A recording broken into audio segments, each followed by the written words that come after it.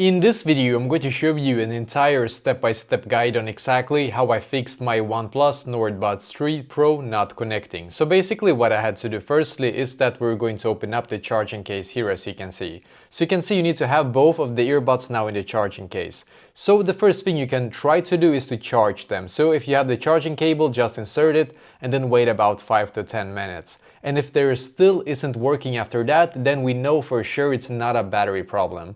When we know it's not a battery problem, we're going to reset the earbuds now. So you need to find this button right here.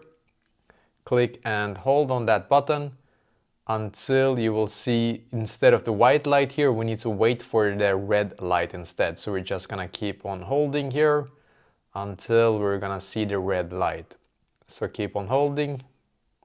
This might take a while. Oh, perfect. 1, 2, keep holding, 3. Perfect. So now I'm just gonna go into my phone here real quick. So go into settings, and then obviously you need to go into your Bluetooth settings here. And you can see other devices, OnePlus Nord Buds 3 Pro. So you can just click on it here and now it should be connected, as you can see. So now they should now be connected here together. And this is exactly how I was able to fix this problem.